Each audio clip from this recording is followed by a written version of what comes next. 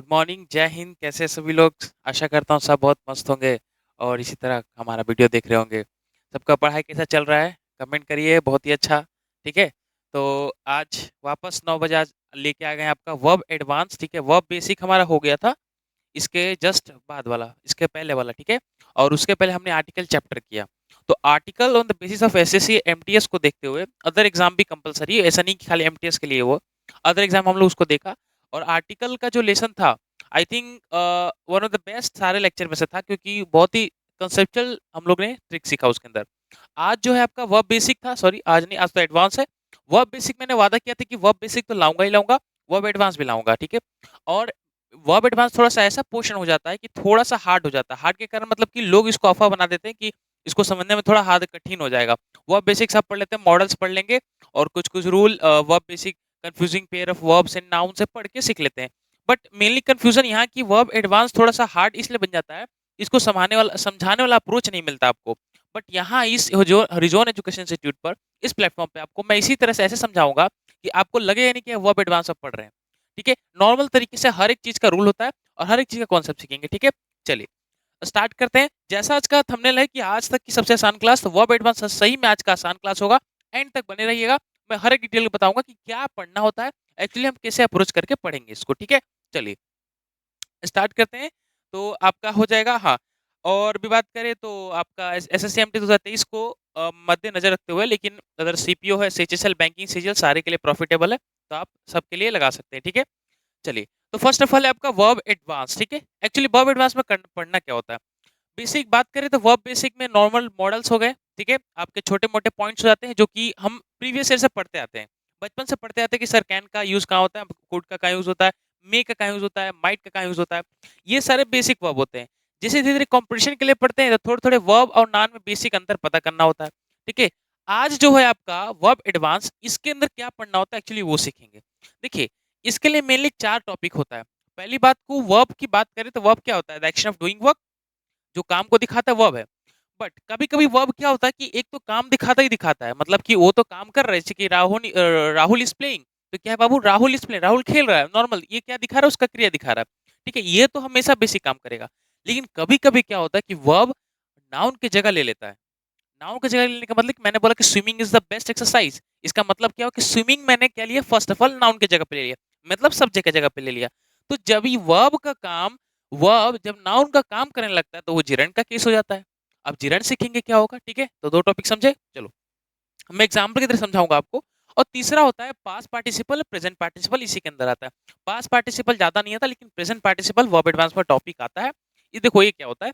इसलिए अगर सारे वर्ब का फॉर्म ही सारे सब में आपका वर्ब का अंश रहेगा, ऐसी बात नहीं, मैं समझाऊंगा अभी, अब खाली ओरली बोल रहा हूं आपको। तो जहां वर्ब का आईएनजी एडजेक्टिव के रूप में काम करना स्टार्ट कर दे, रिपीट माय वर्ड्स, जहां वर्ब का आईएनजी फॉर्म चाहे वर्ब का फोर्थ फॉर्म एडजेक्टिव एडजेक्टिव के रूप में काम करना चालू कर दे, तो वो हमारा हो जाता है प्रेजेंट पार्टिसिपल। जैसे मैंने बोला इट इज इंटरेस्टिंग बुक, तो मैंने कहा it is interesting book, book को मैंने इंटरेस्टिंग बना दिया। इंटरेस्ट क्या है बा, वो एक एडजेक्टिव है, बट आईएनजी का फॉर्म है, तो ये एडजेक्टिव का काम कर रहा है, तो इसका मतलब क्या होगा, वो प्रेजेंट पार्टिसिपल होगा। ठीक है? मैं एग्जांपल समझाऊंगा। और लास्ट पढ़ेंगे एक इन्फिनेटिव केस और बेयर इन्फिनेटिव केस, कहाँ टू के साथ नहीं आता, कहाँ टू के साथ आईएनजी नहीं, वी वन आता है। ठीक है? चलिए, तो टाइम वेस्ट नहीं करते हैं, फटाफट एक एक टॉपिक समझाता हूँ, पर बहुत ध्यान से सुनिएगा। ठीक है? फर्स्ट ऑफ ऑल है वर्ब आईएनजी। वर्ब आईएनजी कब होता है? सिंपल है। ये सारे आईएनजी कब होंगे? सिंपल आप बोल सकते हैं कोई काम को दिखाना। ठीक है? ये एक्चुअली एक्शन वाले हैं सारे। ठीक, कौन से वाले हैं? एक्शन वाले, जो हम डेली वर्क में डेली चीजों में करते हैं, सारे एक्शन को दिखाता है। ठीक है? जैसे कि आपका देखिए यहाँ पे, तो he is shouting in the class, क्या कर रहा है बाबू, वो चिल्ला रहा है। क्या कर रहा है? वो चिल्ला रहा है। ये आईएनजी फॉर्म है। ठीक है? V1 V2 V3 का आईएनजी फॉर्म है ये। V1 का आईएनजी फॉर्म है, उसी को बोलते हैं ना, उसी को क्या बोलते हैं, वर्ब। और वर्ब ए नहीं होता, V1 होता है, V2 3 होता है, जैसे कि V1 बोले, V2 बोले, V3 बोले, और V4।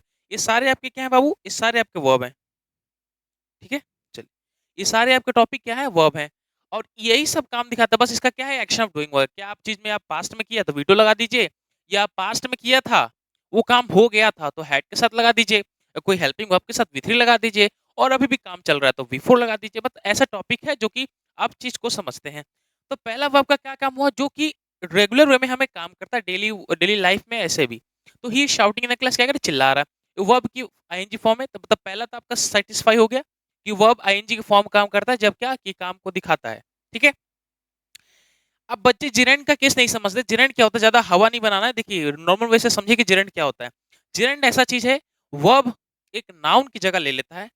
मतलब कि मैंने किसी और की जगह ले ली तो मैं उसका नाम से कहलाऊंगा। और जैसे कि मैं किसी और का कॉपी करूंगा तो मैं उस कॉपी की आवाज से मैं उस व्यक्ति का पहचान बता सकता हूँ। उसी तरह है कि जो वर्ब होता है, वर्ब आईएनजी फॉर्म, सारे आईएनजी फॉर्म सीखने हैं हम लोग, ठीक है। वर्ब होता है, वो क्या करता है, वो नाउन की जगह ले। नाउन का मतलब है या तो सब्जेक्ट पे ले आ जाएगा या तो ऑब्जेक्ट पे आ जाएगा। और ये आप समझते हैं कि बाबू नाउन क्या होता है, जो सब्जेक्ट ऑब्जेक्ट की जगह ले ले वही नाउन होता है, ठीक है। ये बात। तो यहाँ पे आईएनजी किस फॉर्म का कर रहा है, देखिए दे स्टार्टेड प्लेइंग, क्या है, ये फुल है, फ्रेज पूरा फुल सेंटेंस है। वो क्या कर रहे हैं, वो खेल रहे हैं। दे स्टार्टेड प्लेइंग, आगे मैं और ऑब्जेक्ट भी जोड़ सकता हूँ आईएनजी के लिए, ठीक है। जिरन के केस में नाउन है, नाउन का ऑब्जेक्ट होना चाहिए ना, तो आगे आईएनजी जोड़ सकता हूँ। कैसे, मैंने दे लगाया, दे एक क्या है आपको, प्रोनाउन है ना। तो ये भी सब्जेक्ट है, ये सब्जेक्ट होता है, इधर ऑब्जेक्ट होता है। तो इसका मतलब ये तो जगह ठीक है, बट यहाँ एक आईएनजी फॉर्म है, तो वर्ब क्या ऑब्जेक्ट की जगह ले सकता है, जब लेता है तो वही आईएनजी जिरंड कहलाता है। तो जो प्लेइंग हो गया ऑब्जेक्ट की जगह पे है, और ये हमारा कहलाता है जिरंड। अब यही मैं बोलूं, यही आईएनजी को उठा के मैं स्टार्टिंग में रख देता कि swimming is the best exercise, या इन या बोल सकते हैं आपका कुछ और आईएनजी फॉर्म लगा दे, तो वहां से आप सेंटेंस बना देंगे तो वहां से बन सकता है, ठीक है। तो ऐसे सारे बहुत वर्ब बनते हैं, ठीक है। तो जो कि ऑब्जेक्ट और सब्जेक्ट की जगह पे आईएनजी का फॉर्म एब्रिविएशन ले ले, वही बोलते हैं जिरंड केस। क्लियर हुआ। मैं एग्जांपल की तरह बहुत डिटेल में समझाने वाला हूं, पर रेगुलर वीडियो में बने रहिए, ठीक है। चलिए आगे करते हैं। ये जिरंड समझा आपने। चलो इसी का तीसरा फॉर्म हो जाए, तीसरा पहलू होता है, वो होता है प्रेजेंट पार्टिसिपल। ये भी आईएनजी का फॉर्म होता है, प्रेजेंट पार्टिसिपल। बट जब प्रेजेंट पार्टिसिपल होता है, ए आईएनजी ये लेता है एडजेक्टिव की जगह पे, ठीक है। किसकी जगह ले लेता है, एडजेक्टिव की जगह ले लेता है। वो क्या ले रहा था, नाउन की जगह ले रहा था। और प्रेजेंट पार्टिसिपल किसकी जगह लेता है, एडजेक्टिव की जगह लेता है। और पास्ट पार्टिसिपल किसकी जगह लेता है, एडजेक्टिव की जगह लेता है, बट वर्ब की थर्ड फॉर्म होता है। और प्रेजेंट पार्टिसिपल एडजेक्टिव की जगह लेता है, लेकिन वर्ब की आईएनजी फॉर्म होता है। समझ में आ रहा है बातों को। चलिए, तो इट इज वेरी इंटरेस्टिंग, अब मैंने लिखा है यहाँ पे it is very interesting. It क्या है आपका, एक सब्जेक्ट है। इज क्या है, हेल्पिंग वर्ब है। वेरी क्या है, एडवर्ब है। एडवर्ब इस इसके लिए, इंटरेस्टिंग के लिए, और इंटरेस्टिंग क्या इसके लिए, बुक के लिए है। मतलब इंटरेस्टिंग क्या है, एडजेक्टिव का काम कर रहा है कि नहीं कर रहा है, और ये आईएनजी का फॉर्म है। देखिए ये तो it is very interesting, very क्या है, एडवर्ब है, ठीक है, एडवर्ब है। एडवर्ब इसको दिखाने के लिए है, पोजीशन के लिए। और एडजेक्टिव बुक के लिए है, तो बुक के लिए एडजेक्टिव आया है ना। अरे इंटरेस्टिंग बुक मतलब क्या बोला, एडजेक्टिव का काम कर रहा है, but interesting is a verb abbreviation of verb form, verb का फोर्थ फॉर्म है, तो ये एडजेक्टिव की तरह काम कर लिया। तो यहाँ पे जो इंटरेस्टिंग है वर्ब नहीं कहलाएगा, वो कहलाएगा प्रेजेंट पार्टिसिपल। क्लियर हुआ, क्यों कहलाएगा बाबू, क्योंकि हम इंटरेस्टिंग को एडजेक्टिव एज एडजेक्टिव के रूप में मान लिए। अब मान ली क्या, देखना ऑप्शन के साथ साथ लिखा है, तो वो होता है प्रेजेंट पार्टिसिपल। एक एक टॉपिक है, बहुत सारे एग्जांपल समझाऊंगा। चलिए, फिर चौथा आपका infinitive case. Infinitive case I think most of the student जानते हैं क्या होता है। इन्फिनेटिव केस वो होता है जिसको बोलते हैं सर V1 V2 V3 या V4 ये +2 आ जाए, टू के बाद हमेशा वर्ब की फर्स्ट फॉर्म आती है, यही होता है इन्फिनेटिव केस।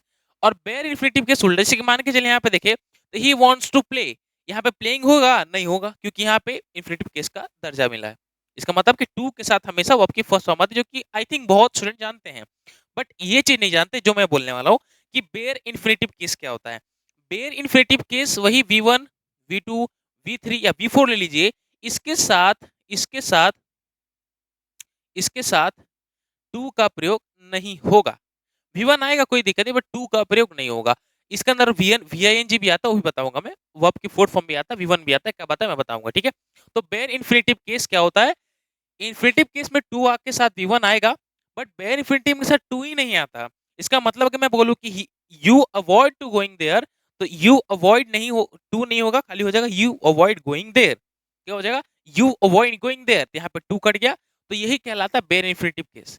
आई थिंक ये जो 10 मिनट का मैंने चीज बोला, ये 10 मिनट में आपको थोड़ा सा बेसिक क्लियर हो गया होगा, ठीक है। जेरंड किसको बोलते हैं, प्रेजेंट पार्टिसिपल किसको बोलते हैं, वर्ब का क्या काम होता है, ठीक है, आईएनजी का फॉर्म ले लेता है, या आपका बोल सकते हैं बेयर इन्फिनेटिव केस और इन्फिनेटिव केस, ठीक है।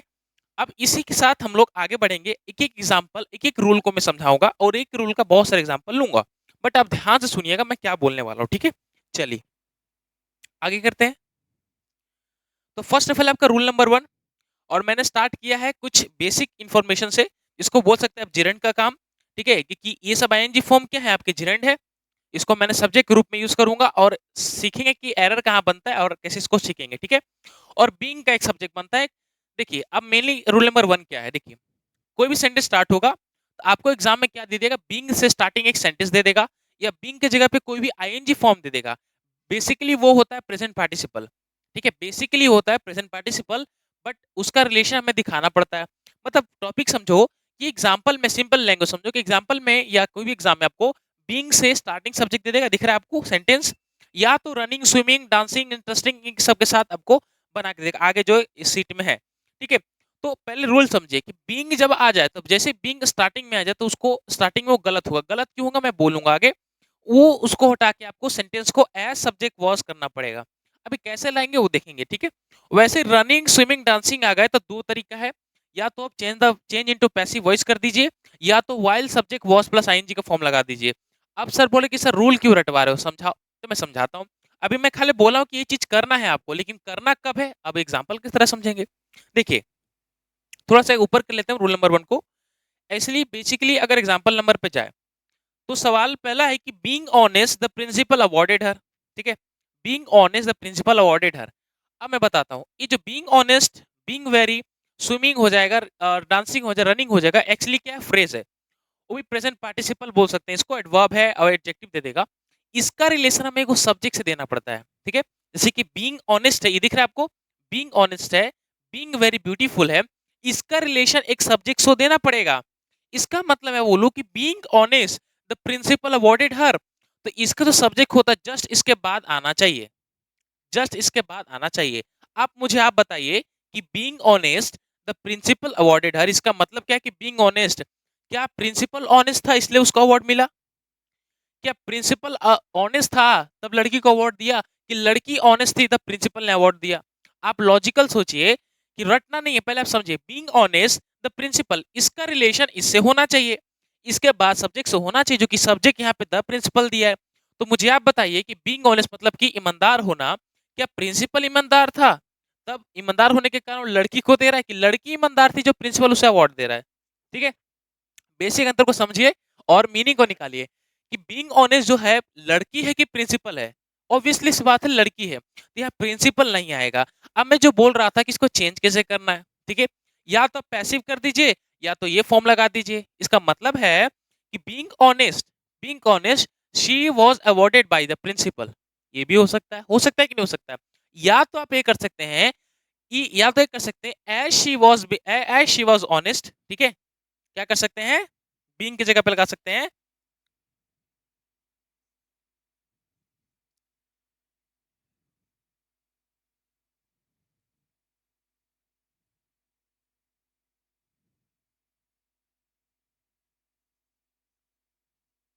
देखो एज शी वॉज के साथ आगे आप पूछ सकते हैं as she was being honest the principal awarded है। इसका मतलब सेंटेंस कैसे सही हो गया, बेसिकली बात करें तो जो बीइंग ऑनेस्ट था उसका रिलेशन हमें नहीं दिख रहा था, लेकिन जैसे ही हमने इसको एज शी वॉज से जोड़ दिया तो सेंटेंस करेक्शन क्या हो गया कि as she was being honest the principal awarded हर।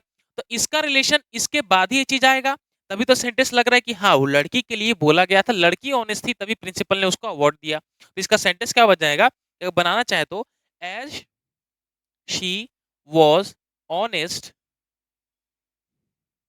ये भी लिख सकते हैं, या बीइंग लिखना तो बीइंग लिख दीजिए।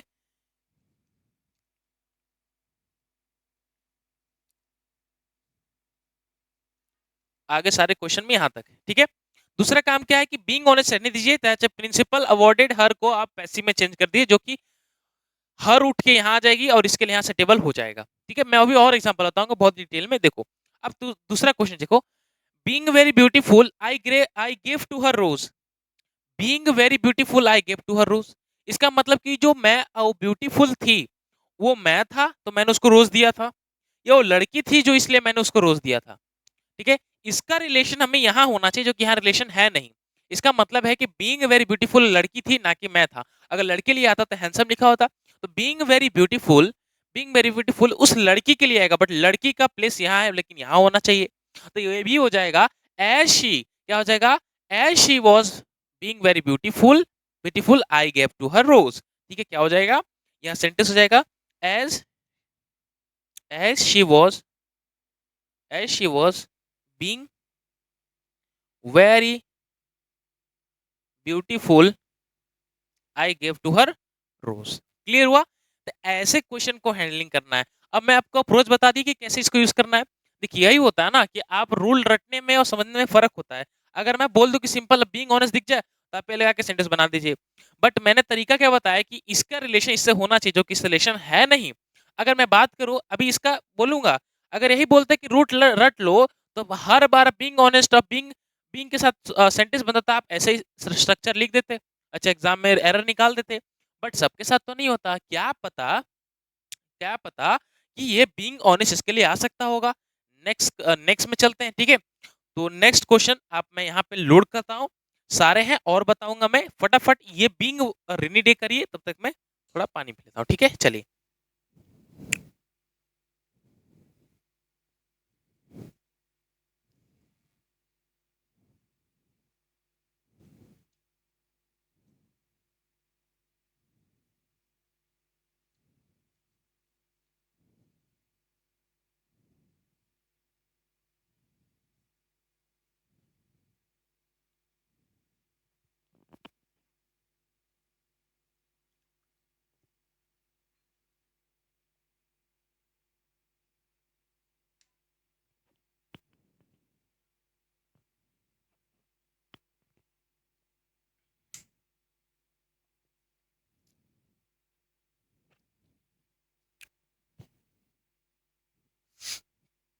चलिए आगे चलें।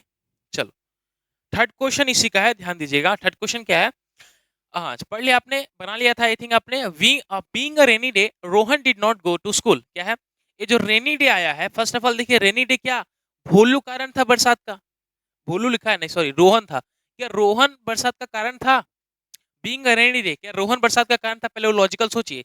नहीं, ये इसका कहने का मतलब है कि बरसात हो गया था, होने के बाद रोहन अपने ऑफिस नहीं गया, चाहे रोहन अपने स्कूल नहीं गया, वो कहना चाहता है। तो ये जो बीइंग रेनी डे है इसका रिलेशन मैं तो रोहन से नहीं लगाना चाहता हूँ। इसका मतलब है तो नेचुरल चीज है, ये तो नेचुरल तरीके से हुआ होगा। तो हम इसको सेंटेंस बनेंगे it being a rainy day, फिर यहाँ से Rohan did not go to the school. Clear हुआ? अब एक सेंटेंस क्या होगा कि इट जो लगा नॉन लिविंग थिंग के लिए लग गया, और इट दिखाता है कि हाँ बरसात हो रही थी। और किसके लिए हो रही थी वो डायरेक्टली दिखा दिया कि इट के लिए हो रही थी, और इट की वजह से हो रही थी। और बाद में रोहन अपने स्कूल चल नहीं गया। क्लियर हुआ? तो इसका रिलेशन हमें यहाँ होना चाहिए, जो कि यहाँ पर रिलेशन रेनी डे से किसी का रिलेशन नहीं होता, डायरेक्टली हम इसे बना देंगे। क्लियर हुआ? अब ये भी लिख सकते हैं कि as it was a rainy day, लिख सकते हैं ना, as it was a rainy day, जो कि आप ये फॉर्मूला से अगर यहाँ पे चले, ये रहा देखो, as it was a rainy day लिख सकते हैं, ठीक है, लिख सकते हैं ना। चलो अब इसमें मैंने बोला कि as as she was honest लग सकते हो, या as she was being honest काट भी सकते हो, या बोल सकते हो it being very beautiful, she being very beautiful लिख सकते हो। सी लगा के देखो, बीइंग ऑनेस्ट इस रिलेशन होना चाहिए था पहली बात। तो मैं कर सकता था कि शी बीइंग ऑनेस्ट कर सकता था, पहला तरीका। या तो लिख सकता हूँ as she honest, as she was honest, being नहीं लगा सकता था तब भी चलेगा, लगा रहे तभी चलेगा, कोई गलती नहीं, ठीक है। मैंने यहाँ पे as she was being honest लिख दिया, ठीक है। चलिए आगे करते हैं। नेक्स्ट है, अब नेक्स्ट आईएनजी फॉर्म वाला, सारे बीइंग वाला आपने देख लिया। बीइंग का बीइंग मतलब होता है किसी चीज को होना हो, मतलब कि बीइंग ऑनेस्ट मतलब कि आप वो ईमानदार हैं। बीइंग ब्रेव आप साहसी हैं। बीइंग कावर्ड तो आप डरपोक हैं। तो अपने पे दिखाता है, पॉजिटिव पोजीशन दिखाता है, ठीक है। अब वही चीज नेक्स्ट रूल, नेक्स्ट आपका जो रूल बोलेंगे, अब रूल नंबर 1 में ही आईएनजी फॉर्म वाला। आईएनजी फॉर्म कैसे करना है? तो जैसे आपने बीइंग किया वैसे आईएनजी फॉर्म करना है। कि फॉर एग्जांपल मैंने यहाँ पे देखा कि वॉकिंग अलोंग द डोर, क्या है, डोर बोला road, walking along the door, sorry walking along the road, क्या है, a car knocked him down. तो जो रोड पे जो चल रहा था, क्या कार चल रहा था? वॉकिंग मतलब कि चलना। तो रोड पर जो बोल रहे थे कार चलने का मतलब है कार तो भाई रनिंग करेगा, चलना मतलब वॉकिंग, वॉकिंग मतलब कि एक ह्यूमन बीइंग ही कर सकता है। मतलब ये जो वॉकिंग अलोंग द रोड है ये इंसान के लिए आ रहा है, और इंसान यहाँ पे बैठा है, हिम यहाँ पे बैठा है, मतलब इसका रिलेशन हमें हिम यहाँ दिखाना है। तो दो काम कर सकते हैं, क्या वापस मैंने बोला, या तो ये रूल को वाइल से बना दीजिए, या तो इस चीज को पैसिव में कर दीजिए, तो दोनों एक हो जाएगा। अगर मैं फॉर एग्जांपल करूं, वाइल से बनाओ तो while I was walking along the road, while I was walking along the road, a car knocked him down. Satisfy हुआ? या तो कर सकते हैं walking along the road, walking along the road I was knocked by the car, I was knocked by the car, तो मैं जब चल रहा था रोड पे तो मेरे गाड़ी ने मुझे ठोक दिया। ये भी लिख सकते हैं व्हाइल आई वाज अलोंग, जब मैं रोड पे चल रहा था तब मुझे गाड़ी ने ठोक दिया। तो दोनों का मीनिंग निकलता है। मींस आईएनजी फॉर्म में आप ये रूल लगाएंगे, व्हाइल सब्जेक्ट वाज आईएनजी या चेंज इनटू पैसिव, दो काम कर सकते हैं, दोनों एक ही मीनिंग देगा। तो पहली बात तो रूल रटना नहीं है, समझना है किसके लिए आना चाहिए जो किसके लिए है नहीं। तो मैं क्या करूंगा, इसको सेंटेंस बनाने के लिए लिखूंगा कि व्हाइल, व्हाइल आई है, आई मैंने ही में ना, सॉरी ही नहीं है, आई नहीं, मैं नहीं, वो दूसरा व्यक्ति है। तो while he was walking along the road, walking along the road क्या हो जाएगा, a car knocked him down। दूसरा तरीका क्या है, दूसरा तरीका पैसिव कर लीजिए, walking along the road he was knocked by the, he was knocked by the, he was knocked by the car। ठीक है, he was knocked by the, by a car। ठीक है, क्लियर हुआ। ऐसे भी आप चेंज कर सकते हैं। ठीक है, चलिए एग्जाम्पल नंबर 3 इसके नीचे वाला देखिए, working in the field a Scorpio, ठीक है, स्कॉर्पियो की स्पेलिंग गलत है, अ स्कॉर्पियो बीट मी, बीट मतलब होता है डस लेना, ठीक है, डस लेना बीट मतलब, और बाइट मतलब होता है काटना। तो बीट और बाइट में डिफरेंस देखिए, देखो बाइट लगा सकते थे, सांप को बोला जाता है काटना, और बिच्छू भी बोलते हैं कभी कभी काट लिया। तो एक्चुअली बिच्छू सांप रेप्टाइल से डसते हैं ना कि काटते हैं, और लॉजिकल तरीके से सोचे तो बीट सुटेबल है, बाइट नहीं लगाएंगे। बाइट वैसे लगाएंगे जब एक किसी का मुंह, आप किसी का कुत्ता, कुत्ता आपको बाइट कर सकता है, ठीक है, और एलिगेटर बाइट कर सकता है, या आपको बोल सकते हैं रैट बाइट कर सकता है। डसना और काटना में अलग अलग फर्क होता है। चलिए, तो मैं क्वेश्चन क्या कहाँ पे था, walking in the field a scorpio beat me, काम करते समय स्कॉर्पियो ने मुझे काट लिया। अब काम करते समय क्या स्कॉर्पियो काम कर रहा था फील्ड में, स्क्वायर मतलब कि बिच्छू लगे हंसुआ फील्ड में वो काट रहा था, कि मैं काम कर रहा था। रिलेशन देखिए कि working in the field scorpio beat me, तो यहाँ पे जो वर्किंग इन द फील्ड है ये आ रहा था स्कॉर्पियो के लिए बाबू, और स्कॉर्पियो तो फील्ड में जाएगा नहीं है, उसके कौन से मम्मी पापा, उसके कौन से फैमिली जिसको फसल उगा के खिलाना है, ठीक है। तो फैमिली है लेकिन फसल उगा के कहाँ खिलाना है, खिलाना तो इंसान को है, उसको काटना कहाँ आएगा, बुट्टी बाके लोग भी नहीं करेगा। चलिए, तो यहाँ पे फील्ड में मैं काम कर रहा था और काम करते करते मुझे स्कॉर्पियो ने काट लिया, कहना सेंटेंस ये रहेगा।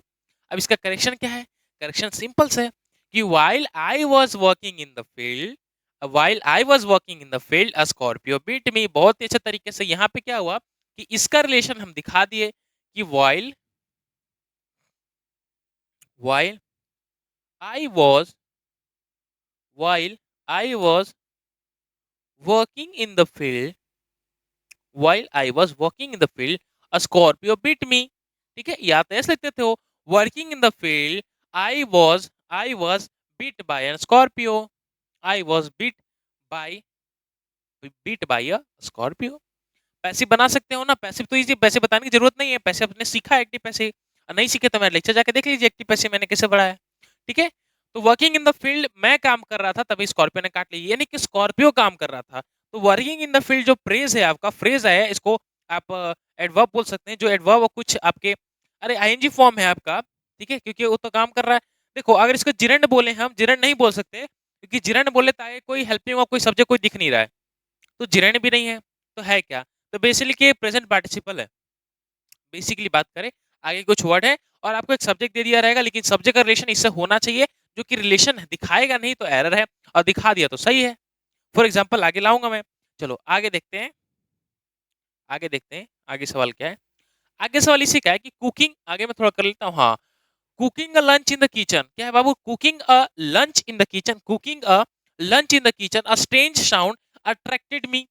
मैं क्या कर रहा था, किचन में लंच बना रहा था, तो एक अनजान सा आवाज मुझे अट्रैक्ट किया। जैसे कुकिंग में अगर अकेले आप लंच बना रहे तो कुछ अलग से ठंड से गिर गया तो लगता है कि बिल्ली आ गया, और कोई घर में नहीं हो तो और भी डर, हॉरिबल थिंग हो जाता है वो।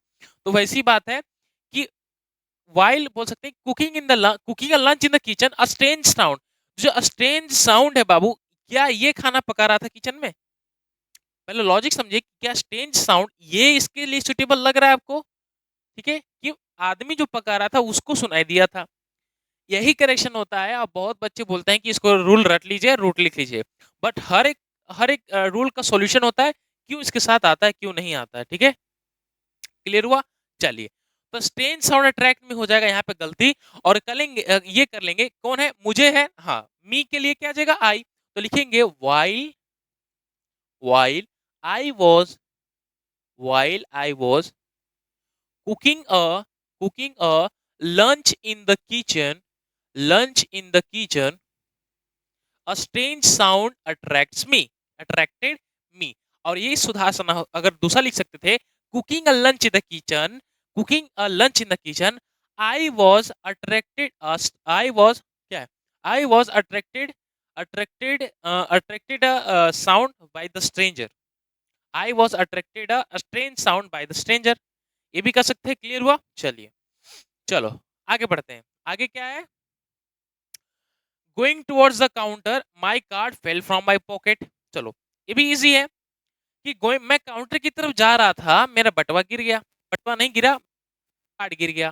काउंटर मतलब कि कुछ करने जा रहा होगा, कुछ स्वाइप करने जा रहा होगा, कुछ लिया होगा, बट उसका पहले ही कार्ड गिर गया। तो मुझे ये बताइए कि काउंटर की तरफ आदमी जाएगा कि उसका बटवा चाहे उसका कार्ड जाएगा? अरे काउंटर की तरफ कार्ड ऐसे ऐसे टुकुर टुकुर जाएगा कि वो आदमी जाएगा वैसे? तो बेसिकली सर आदमी जाएगा, कॉमन सेंस है। तो आदमी जाएगा, तो वो going towards the counter, my card क्यों आ रहा है यहाँ पे? हमें तो इसका रिलेशन इससे दिखाना है, और माई कार्ड थोड़ी जाएगा बाबू, ये जाएगा मैं, मतलब कि मैं जाऊंगा। तो मैं जाऊंगा तो क्या बना देंगे कि while I was while I was going towards while I was going towards the counter my card fell from my pocket। Clear हुआ? तो ये जो while लगा रहे हैं ना, वो लगा रहे हैं कि वो बात हो गया था, वो पहले चीज हो गया था, इसलिए while लगाया जाता है। while बेसिकली है क्या? कंजक्शन है, जोड़ता है। तो पहली बात की जो बात हो गया था कि मैं जब जा रहा था काउंटर की तरफ, तभी मेरा कार्ड पॉकेट से गिर गया। ठीक है, तो while I was going toward the counter my card fell down from my pocket। ठीक है, इजली सा है। तो सेंटेंस इस तरह होता है। और ये सारे चीज कैसे होते हैं? ये भी स्पोकन में काम आते हैं, ये भी स्पोकन के लिए तो बनाए जा रहे हैं ना। अगर आप ये चीज को बोलेंगे तो गलती हो जाएगा कि अरे भाई मैं उधर जा रहा था तो मेरे कार्ड से पॉकेट गिर गया, चाहे मेरे पॉकेट से कार्ड गिर गया। तो आप इसको इंग्लिश में कैसे बोलेंगे? ऐसे बोलेंगे कि going to the pocket my card fell down from my pocket. अच्छा, going towards the counter my card fell down from my pocket, नहीं ना, ऐसा नहीं ना बोलेंगे, तो ये गलत हो जाएगा। तो ऐसा बोलेंगे कि while I was going toward the counter my card fell from my pocket. Clear? चलिए आगे करते हैं। अभी एक नहीं, बहुत एग्जांपल लाऊंगा, सब आप बना लेंगे, बहुत इजी है। चलो ये करो, standing under a mango tree और ripe mango fell on him. एक मैंगो आम के पेड़ के नीचे वो खड़ा था व्यक्ति, और तभी उसके सर पे, चाहे उसके पास कंधे पे एक आम गिर आके, पका हुआ आम आके गिर गया। तो मुझे बताइए कि ये जो स्टैंडिंग अंडर ट्री है, जो एक मैंगो ट्री के अंदर खड़ा रहेगा, वो एक इंसान रहेगा कि एक आम खड़ा रहेगा? तो नॉर्मल सी बात है बाबू कि आम नहीं, इंसान खड़ा रहेगा। तो ये जो बात है बाबू, ये सुटेबल होना चाहिए उस इंसान के लिए। बट यहाँ पे तो कोई इंसान की बात हो नहीं रही, यहाँ पे तो रिप मैंगो की बात हो रही है। तो दो तरीका है, एक तो पैसे बना दीजिए या तो बना दीजिए डायरेक्टली। तो मैं करूंगा कि while he was while he was standing while he was standing under a mango tree a reap mango fall on him। Clear हुआ? a reap mango fell on him। इसी तरह एग्जांपल नंबर आगे करेंगे। तो mister Gupta being a philanthropist he helped many people। कि mister Gupta being a philanthropist he helped many people। तो यहाँ पे कोई गलती नहीं, गलती बस, हाँ गलती है, एक बार रुक जाइए, गलती है। गलती वो है कि यहाँ पे जो है mister Gupta being a philanthropist का मतलब होता है जो कि मानवता के लिए काम करता है। वुमन मेन मेन लवर ज्यादा होता है। ठीक है, जैसे कि बहुत सारे जो इंसान के लिए ज्यादा करके मैन मैन वर्किंग के लिए ज्यादा काम आता है, उसी को बोलते हैं वो फिलेंथ्रोपिस्ट। ठीक है, तो यहाँ पे मिस्टर गुप्ता जो है फिलेंथ्रोपिस्ट है, ही हेल्प मैनी पीपल।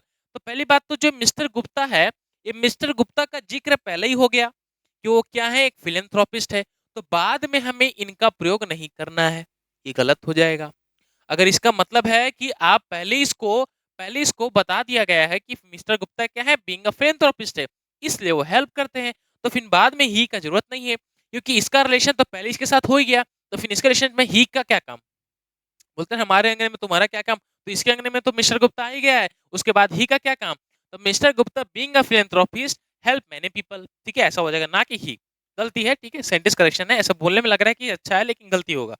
उसी तरह कि Sunny being honest he was awarded by the principal, ये तो मैं सीख लिया कि सनी जो है वो ऑनेस्ट तो है, ठीक है, वो ऑनेस्ट तो है, but he was awarded by the principal, बाकी ऑनेस्ट है तो इसलिए तो अवार्ड मिला है, तो ही का क्या काम हो गया, तो Sunny being honest was awarded by the principal, जो सनी था जो मेरा नाम भी सनी है, जो सनी था वो क्या था, ऑनेस्ट था, इसलिए प्रिंसिपल ने उसको अवार्ड दिया, ठीक है, क्लियर हुआ, बेसिक समझे, फंडा समझिए, तो यहाँ पे हो जाएगा सनी बीइंग ऑनेस्ट, नहीं सनी बीइंग ऑनेस्ट, ठीक है, पहले हमने बीइंग ऑनेस्ट के लिए सनी लगा दिया, जब इसका प्रेफर एक नाम से दे ही दिया तो आगे इसके लिए जरूरत ही नहीं पड़ा, तो ही कट जाएगा, क्लियर हुआ, तो ये भी आप टॉपिक ध्यान रखिएगा। अच्छा चलो नेक्स्ट है कि passing through a girls hostel I so my ex girlfriend, क्या है कि गर्ल्स हॉस्टल के पास से मैं जा रहा था तो मेरी एक एक्स गर्लफ्रेंड दिख गई, सेंटेंस सही है। तो पहले मैं बताओ कि जो गर्ल्स हॉस्टल की तरफ जाएगा वो क्या मैं काम करूंगा कि मेरी गर्लफ्रेंड काम करेगी, पहले वो बताइए।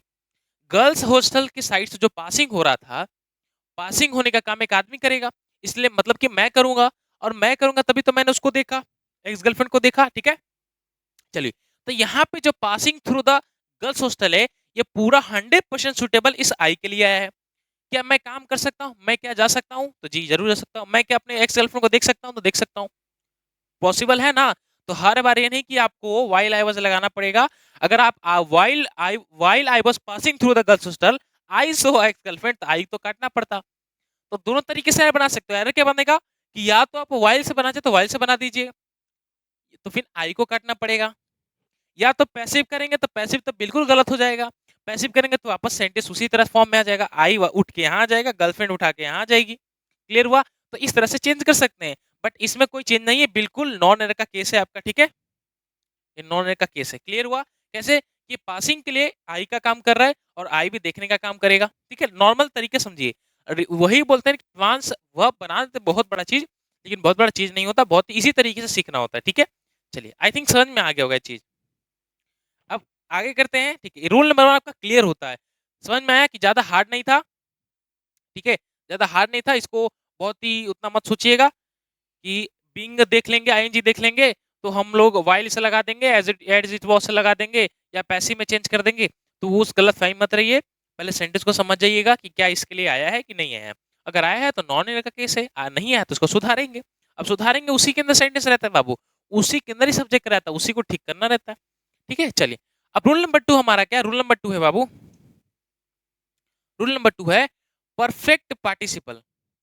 अब मैंने आपने, हाँ, आपने देखो, आपने 3 चीज देखो, 2 चीज तो ऑलरेडी जान चुके हैं, एक होता है प्रेजेंट पार्टिसिपल जो कि आईएनजी का फॉर्म एडजेक्टिव का काम कर लेता है, एक होता है पास्ट पार्टिसिपल जो कि एडजेक्टिव का काम वर्ब की थर्ड फॉर्म कर लेता है, वह भी रहता है लेकिन थर्ड फॉर्म का काम एडजेक्टिव कर लेता है, और प्रेजेंट पार्टिसिपल में आईएनजी फॉर्म जो एडजेक्टिव का काम कर लेता है, दोनों में फर्क है, एक थर्ड फॉर्म एक आईएनजी फॉर्म है।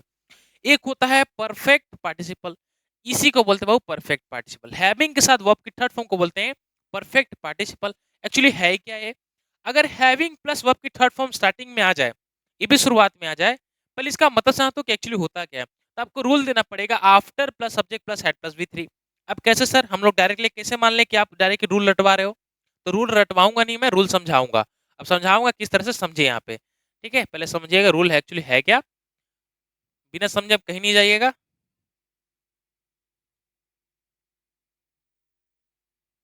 चलिए समझिए, तो पहला एग्जांपल है कि हैविंग डन, हैविंग डन आगे स्टार्टिंग में कोई दिक्कत नहीं है, having done his homework, his how, how मत कर लीजिएगा, होमवर्क कर लीजिए यहाँ पे, ठीक है, ये HW है homework, his father sent him to the market. देखो हैविंग प्लस वर्ब थ्री मतलब कि परफेक्ट पार्टिसिपल का रोल क्या होता है कि ये काम पहले होगा, इसके बाद ही दूसरा काम होगा, कहना ये सेंस ये है कि हैविंग प्लस वर्ब की थर्ड फॉर्म सबसे पहले यही काम होता है, इसके बाद ही कोई दूसरा काम होना चाहिए, ये सेंटेंस का मतलब होता है। अब ये पहले काम होगा, पहले काम होगा तो इसका रिलेशन तो अगले वाले से होना चाहिए ना, इसका मतलब मैं बात करूं तो हैविंग डन हिज होमवर्क, अच्छा having done his homework his father sent him to the market, अच्छा जो हैविंग इसने होमवर्क जो कंप्लीट किया, कि इसने इसके पिताजी ने होमवर्क कंप्लीट किया था कि उस लड़के ने कंप्लीट किया, चाहे इसके सन ने कंप्लीट किया, तो ऑब्वियसली सी बात है सर इसने लड़के ने किया होगा। अब जो लड़के ने किया होगा तो लड़का आना चाहिए यहाँ पे, तो उसी तरह से चेंज करेंगे आफ्टर से, आफ्टर क्या करेंगे, आफ्टर देखो आफ्टर के बाद ये रूल लगा लो, सिंपल सी बात है कि after plus subject plus had plus verb की थर्ड फॉर्म दिख रहा है आपको।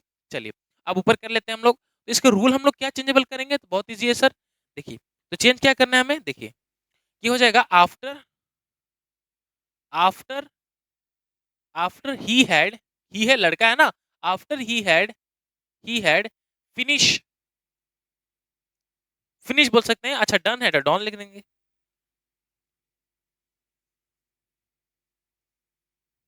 After he has after he had done his homework. अब done his done his homework, फिर यहाँ पे हो जाएगा his father sent him to the market. तो ये सेंटेंस में फर्क दिख रहा है आपको, सब वही फंड है, ज्यादा है नहीं, उसी तरह है, बस हैविंग प्लस वर्ब थ्री के क्या दिखा था कि पहले काम होना चाहिए उसके बाद ही दूसरा काम होगा। उसी तरह के after he had done his homework his father sent him the market, ये होता है सेंटेंस का करेक्शन। उसी तरह बात करें तो having acquired some experience the company increase his salary. अच्छा जो हैविंग एक्वायर्ड मतलब कि ये जो एक्सपीरियंस उसने गेन कर लिया था, तो क्या वो कंपनी एक्सपीरियंस गेन की थी कि वो आदमी ने किया था इसलिए उसकी सैलरी बढ़ी। लॉजिक समझिए, फैक्ट समझिए कि जो आपका जो हैविंग एक्वायर्ड सम एक्सपीरियंस, जिसने वो लड़के ने चाहे सेंटेंस के हिसाब से देखे तो लड़के ने जो कुछ एक्सपीरियंस अपने अंदर धारण किया होगा तभी तो उसका सैलरी बढ़ा दिया गया। आप किसी पोस्ट पे होते हो तो कुछ बहुत साल आप सर्व करते हैं उस चीज के लिए, तभी तो आपका रैंकिंग बढ़ता है। तो वो लड़के काम करेगा, क्या होगा हिज मतलब कि वो लड़का का एक्सपीरियंस बढ़ा था तभी कंपनी ने उसकी सैलरी बढ़ाई। तो सेंटेंस गलत है बाबू। इसके लिए यहाँ पे द कंपनी आ रहा है, इसका रेशन तो इससे होना नहीं चाहिए, इसका रेशन यहाँ ही से होना चाहिए, जो कि ही तो है नहीं। क्लियर हुआ, इसका ही तो है नहीं, तब ही करेंगे, कैसे करेंगे, तो ये हो जाएगा after after he had acquired after he had acquired some experience after some experience the company increase his salary. तो क्या होगा, पूरा सेंटेंस पलट गया, पलट के साथ जो दूसरा मैंने लिखा है वो लग रहा है कि सर हाँ ये सुटेबल है। क्लियर हुआ, चलो। थर्ड है कि having state for 3 hours started journey again. तो ठीक है कोई दिक्कत नहीं है, स्टेड कौन था बाबू, स्टेड था यही था, और इसने वापस जर्नी स्टार्ट कर दिया, नॉन एड का केस बनेगा। कैसे कि हैविंग स्टेड फॉर 3 आवर्स, ये जो स्टेड हुआ है कौन है बाबू, ही रुका था 3 घंटे के लिए, फिर बाद में उसने वापस जर्नी स्टार्ट कर दिया, तो इसके लिए ये आया तो नॉन एड का केस बनेगा। क्लियर हुआ, चलिए बढ़ते अपने आगे आगे बढ़ेंगे रूल नंबर 3 की तरफ। और रूल नंबर 3 है, देखो अभी हमने जिरंड केस देख लिया, जिरंड का बेसिक टर्म बता दिया है, और जिरंड वाले चीज जो सवाल आते हैं वो उसके बेसिस पे मैंने पहला रूल आपको बता दिया। दूसरा रूल मैंने इसलिए बताया, दूसरा रूल बता दिया आपको परफेक्ट पार्टिसिपल, जो कि रेयर केस में आता है, वो भी देख लेंगे क्योंकि बहुत बार पूछा जाता है हैविंग प्लस वर्ब की थर्ड फॉर्म वाला में। चलो अब नेक्स्ट आपका रूल नंबर 3, और ये है बाबू exception case, exception case of to. ठीक है, टू होता है इन्फिनिटिव केस। आप सब जानते हैं कि टू के साथ वर्ब की फर्स्ट फॉर्म आती है, बट ये भी होता है कि टू के साथ आईएनजी की फॉर्म आती है। आपने सुन रखा है कि सर हमने देखा है ये, कि हमने देखा है कि V1 हो V2 हो V3 हो, अगर टू आ गया तो वर्ब की फर्स्ट फॉर्म ले जाएगा। बट आपने ये नहीं देखा कि V1 हो V2 हो V3 हो, अगर टू आ जाए तो आगे वर्ब की आईएनजी फॉर्म भी आ जाता है। यही तो एक्सेप्शन है, और ये एक्सेप्शन इधर है, इधर कहने का सेंस है। इसको आगे करेंगे तब ना पता चलेगा। चलो इसको आगे करते हैं। और ये रहा आपका एक्सेप्शन केस कि सर आपने अभी बोला कि टू प्लस टू के साथ वर्ब की फर्स्ट फॉर्म आती है, और अभी जस्ट बोल रहे हैं कि सर टू आ जाए तो वर्ब की आईएनजी भी आ जाती है। तो कब आती है आईएनजी, तब आएगा जब वो आईएनजी के रूप में look forward to, with a view to, adverse to, prone to, object to, addicted to, owing to या प्रीफर टू, ये जितने सारे वर्ड हैं ये फिक्स प्रीपोजिशन है, और ये सारे टू वाले फिक्स पोजिशन है, सारे नहीं, फिक्स प्रीपोजिशन में भी टू वाले सारे शब्द हैं। और जहां ये शब्द आ जाए टू वाले फिक्स प्रीपोजिशन, जैसे प्रोन के साथ टू आता है, एडवर्स के साथ टू आता है, विथ अ व्यू के साथ टू आता है, ठीक है क्लियर हुआ, प्रीफर के साथ टू आता है, ये सब के साथ अगर टू दिखे तो वहां पे आपको वी की फर्स्ट फॉर्म नहीं, वी की आईएनजी फॉर्म लगाना पड़ेगा। ये रूल है बाबू। जैसे फॉर एग्जांपल हम लोग देखें यहाँ पे, तो चलो देखिए कि they went there with a view to.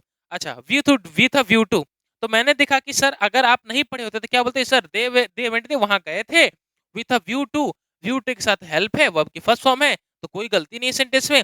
But गलती तो है, गलती क्या है कि सर मैंने ये भी तो बोला था कि विथ व्यू टू एक प्रीपोजिशन है और भी फिक्स प्रीपोजिशन है, तो फिक्स प्रीपोजिशन है तो आगे वाला V1 नहीं V4 आना चाहिए। तो हेल्पिंग की जगह पे हेल्पिंग हो जाएगा, हेल्प की जगह पे हेल्पिंग हो जाएगा, यही करेक्शन। अच्छा सेकंड क्वेश्चन सर आपने बोला, चलो the boys in the hostel, जो हॉस्टल में जो बॉयज थे, are adverse to take part in the strike, strike में आंदोलन में पार्ट लेने के लिए सहमत है, लेने लेने गए, ठीक है। तो यहाँ पे टू के साथ टेक है, बिल्कुल गलत नहीं है, बिल्कुल सही सेंटेंस है। लेकिन आपने भी तो बोला कि एडवर्स यहाँ पे फिक्स प्रीपोजिशन है, और यहाँ पे टेक नहीं होगा, टेक का आईएनजी फॉर्म टेकिंग होगा। आया समझ में? तो करेक्शन ऐसे निकलता है बाबू। और वही तो बोला कि अप्रोच है इस प्लेटफॉर्म पे मेरे जैसा आप नहीं सीखोगे, ठीक है, मेरे से बेहतर आप नहीं पाओगे इस चीज को, ठीक है, मैं बहुत अच्छी तरीके से बता रहा हूँ आपको। अच्छा नेक्स्ट एग्जांपल है, you came here with a view to, तो वी यू केम हियर क्या, विथ व्यू टू सीनरी देखने के लिए, तो इंसल्ट नहीं इंसल्टिंग मी हो जाएगा। आया समझ में? चलो बहुत ही बढ़िया। अब बढ़ते हैं बाबू अपने नेक्स्ट नंबर, रूल नंबर 3। जो रूल नंबर 3 है, देखो ये ज्यादा क्लास नहीं, 40 से 50 मिनट्स आई थिंक मैक्सिमम होगा, ठीक है। चलिए रूल नंबर 3 लास्ट है आपका, जो कि होता है बेयर इन्फिनिटिव केस। ये क्या होता है, जैसे आपने 2 प्लस इन्फिनिटिव केस देखा कि 2 के साथ आईएनजी आता है सर, बट इसमें क्या होता है कि आईएनजी आएगा, वी1 भी आता है, लेकिन 2 नहीं आएगा। और इन्फिनिटिव केस में आपने क्या देखा कि 2 के साथ वी1 आता है जब नॉर्मल कंडीशन में कुछ प्रीपोजिशन ना हो, और जब फिक्स प्रीपोजिशन आ जाए, look forward to, with a view to, prone to, addicted to, ये सब अगर आ जाए तो वहां पे आईएनजी फॉर्म लगाना पड़ेगा, आईएनजी फॉर्म लगाना पड़ेगा।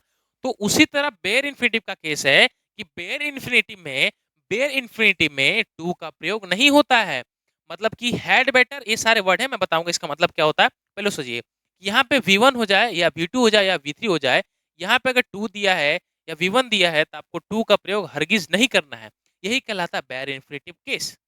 समझ में आ रहा है?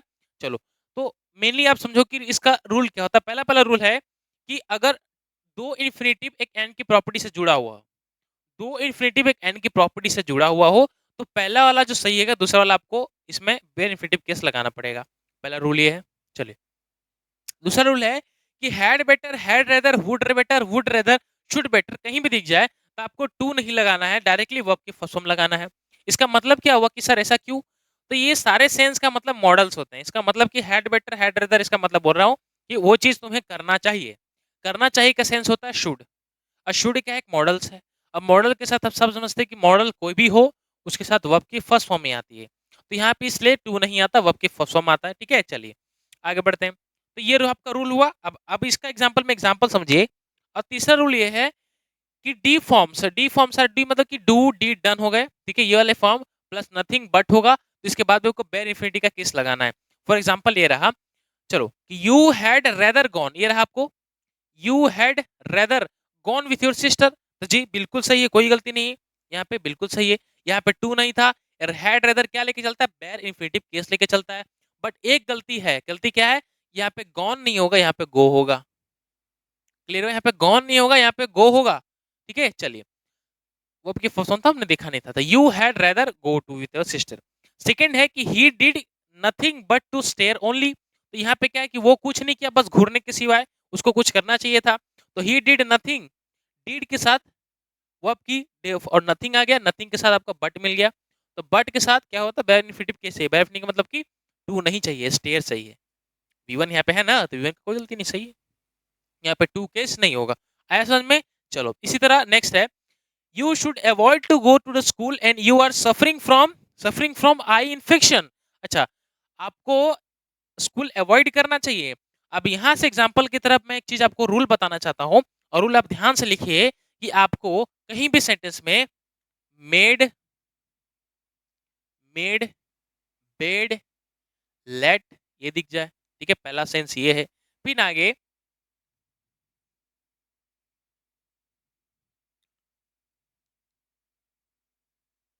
Mind, worth, deny, stop, start, ठीक है, can't, tolerate, can't help. Clear हुआ? और भी होता है। तो इन देखो, इन सभी के साथ आप टू का प्रयोग तो नहीं करेंगे, लेकिन वर्ब की फर्स्ट फॉर्म आएगी, और इन सभी के साथ टू का प्रयोग नहीं करेंगे, लेकिन आईएनजी का फॉर्म आएगा, ठीक है। जैसे माइंड के साथ भी आता है टू वी वन, इसके साथ भी आएगा। और आपका बोल सकते हैं इधर कांट हेल्प कांट टॉलरेट हो गया, ठीक है। चलो, ये कुछ है, ज्यादा नहीं, छोटे मोटे वर्ड हैं जो कि रिपीट होते हैं। पहला बात की मेड बेड लेट आ गया तो टू नहीं लगाना है, बेनिफिट केस वर्ब की फर्स्ट फॉर्म। और mind worth worth deny stop start can't help can't tolerate आ जाए तो यहाँ पे आपको टू के साथ आईएनजी फॉर्म लगानी है, लेकिन टू नहीं लगाना है। उसी का बेस्ट एग्जाम्पल यहाँ पे दिया है। और एग्जाम्पल यहाँ पे ये क्या है, देखो कि आगे कर लेते हैं शीट को थोड़ा सा हम लोग। चलो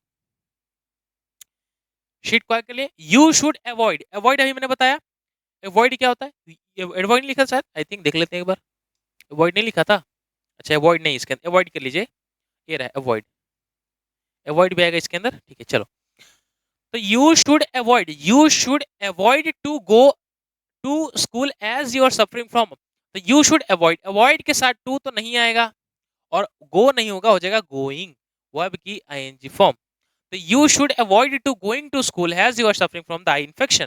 दूसरा क्वेश्चन है कि my father does not mind to me disturb, तो माइंड आ गया, माइंड आ गया, ठीक है। माइंड आ गया तो माइंड के साथ यहाँ पे टू नहीं होगा और बी भी नहीं होगा, बी का फॉर्म हो जाएगा B E I N G, being, third form, fourth form. तो ये हो जाएगा my father does not mind mind being disturb. चलो आगे बढ़ते हैं, आगे क्वेश्चन करें, चलिए आगे देख लेते हैं एक बार क्वेश्चन। चलिए तो ये रहा क्वेश्चन, हाँ चलो। The teacher made, made bed let में होता है कि टू आया नहीं आएगा बट वर्ब की फर्स्ट फॉर्म आएगा, तो हो जाएगा the teacher made, made all students to solve, तो टू नहीं होगा, सॉल्व वर्ब की फर्स्ट फॉर्म था, कोई गलती नहीं था, क्लियर हुआ, ये वर्ब की फर्स्ट फॉर्म में रहेगा, बस टू यहाँ पे गलती था। She can't tolerate anybody talking nonsense, तो सी कांट टॉलरेट टू नहीं है, आईएनजी फॉर्म आ जाएगा, नॉन एयर का केस होगा, ठीक है। The lawyer asked him if it worth deny, if worth तो के साथ टू नहीं आएगा और टेकिंग, टेक नहीं आएगा, आ जाएगा taking, taking this matter to the court non air, ठीक है। तो ऐसे मैंने रूल बता दिया और कुछ एक्सेप्शनल चीज बता दिए। मेनली कॉन्सेप्ट था बीइंग वाला, ठीक है, मेनली कॉन्सेप्ट था बीइंग वाला, जो बीइंग जो इंपॉर्टेंट था और आईएनजी फॉर्म था वो इंपॉर्टेंट था, ठीक है, जो कि आप एक बार वीडियो को अच्छे से देख लीजिएगा, ठीक है। और जो नहीं समझ में आता तो कमेंट छोड़ दीजिए, उसका रिप्लाई आपके द्वारा हमारे द्वारा मिल जाएगा, क्लियर हुआ। तो चलते हैं, ठीक है, इसी तरह अब बने रहिएगा। और आज आपका जो हो गया वर्ब वर्ब एडवांस का टॉपिक खत्म होता है, ठीक है। इसका पीडीएफ आपको टेलीग्राम लिंक पे मिल जाएगा, आप हॉरिजॉन एजुकेशन इंस्टीट्यूट टेलीग्राम पे सर्च मारिएगा, लोगो मिलेगा हमारा चैनल का, वहाँ पे आप ज्वाइन कर लीजिए, फेक नहीं होगा, रियल है। और यहाँ पे आपको सारे जितने क्लास होते हैं सारे आपको एक साथ मिल जाएगा, बस आपको खाली मैसेज छोड़ना होगा। आई थिंक मैसेज कहाँ उसमें होगा, आपको मिल जाएगा, ठीक है, ज्वाइन कर लीजिए, डे बाई डे आपको वापस प्रोवाइड करा दिया जाएगा। अगर नहीं होता तो आप कमेंट छोड़ दिएगा, जहाँ पे आपको ऑप्शन रहेगा बता दीजिएगा, मिल जाएगा आपको, ठीक है। चलिए, चलो तो आज चलते हैं, आज की क्लास आपका खत्म होता है, ठीक है। अब नेक्स्ट तो क्लास लाएंगे तो अच्छे टॉपिक पे लाएंगे जो कि अभी तक नहीं हुआ इंग्लिश में, ठीक है। प्रिपोजिशन बाकी है हमारा, वो देखेंगे बहुत ही बेहतर तरीके से। इसका प्रैक्टिस सेट भी लाऊंगा, प्रैक्टिस वर्ब का प्रैक्टिस भी करेंगे, करेंगे धीरे धीरे होगा सब, ठीक है। आप 9 बजे बने रहिएगा और डेली आएगा, ठीक है, ठीक है, 9 बजे आपका बने रहेगा, डेली क्लास आपका होगा। तब तक के लिए जय हिंद, जय भारत।